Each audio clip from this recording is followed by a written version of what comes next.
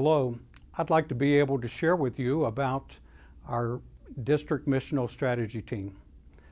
Whenever we began to look at the process of reorganizing our conference, going from 12 districts to 8 districts, we wanted to make sure that we weren't just doing so for administrative purposes, but we were also doing that for missional purposes. In 2012, the job description for district superintendents changed greatly. And one of the key factors was that a district superintendent was to be the key missional strategist for the district. As we pondered this, we felt like it would be good to have a group of people that would help the district superintendent be the key missional strategist. Key doesn't mean that we're the only missional strategist. It means that we're the one that leads the way. And so we wanted to have a team of 12 to 15 people from within the district that would be able to help the district superintendent to have a missional focus. This team of people would be inclusive of the district, but yet it would not have representation from any particular group. We're hoping that over time that we'll be able to develop a collaborative approach to doing ministry and mission within the church, and particularly within the districts. One of the chief things that the District Missional Strategy team will need to do is to see the district as a whole. Certainly demographics, such as can be used for mission insight, can be very helpful in this. But it's also important for us to see where new faith communities or new churches can be formed. We also want to be able to look at strategies for being able to revitalize our existing churches. We also need to be mindful of the fact that some churches may need to relocate to a new site. And also, some churches may need to consider a vital merger. Certainly, we believe that there will be some cooperative efforts. Some of them may be formal, such as a cooperative parish, but others may simply be cluster groups or outreach projects that are done by several churches within a particular area. At times, churches will need to have their potential assessed so that we can see whether they still need to develop their ministry in such a way or perhaps even close. But we need to have a group that's looking at the district as a whole.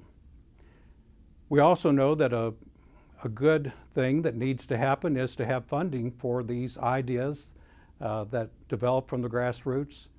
Our conference boards have a couple ways to be able to fund new initiatives like this. Our New Faith Communities Board, formerly known as Congregational Development, has grants for new church starts and new faith communities. At other times, it may be more appropriate for the Annual Conference Council and the New People, New Places grants to be used. We also realize that at times the district will need to provide the funding, which may come through a district apportionment or a fundraiser or endowments that exist within the district. And of course, local churches and individuals may choose to buy into a particular project that is being lifted up. We also realize that the District Missional Strategy team does not just work in isolation from others. As United Methodist, we are connected to one another. Some of these connections are on the district level.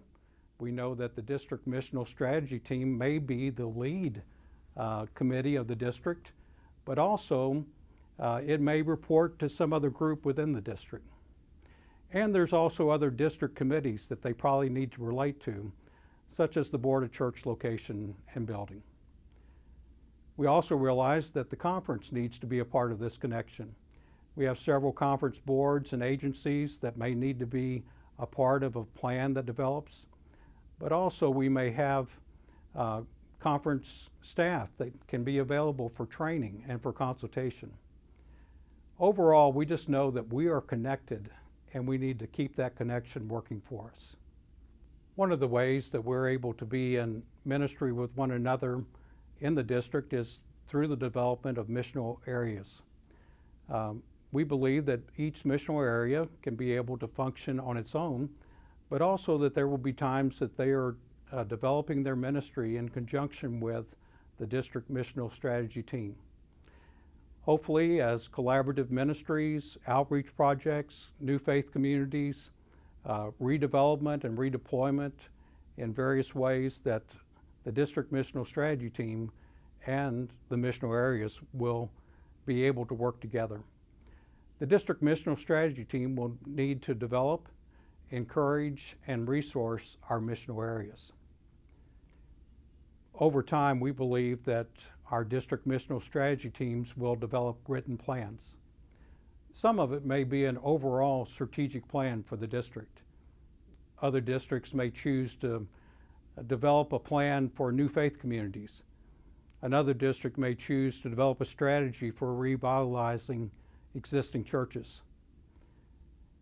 But as they look at the information that is available to them, we need to keep in mind the need for flexibility.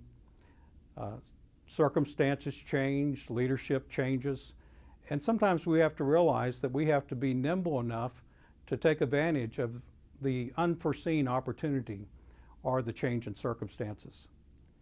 We also believe that at times the churches may come to the District Missional Strategy Team with a particular problem or issue that they would like assistance with.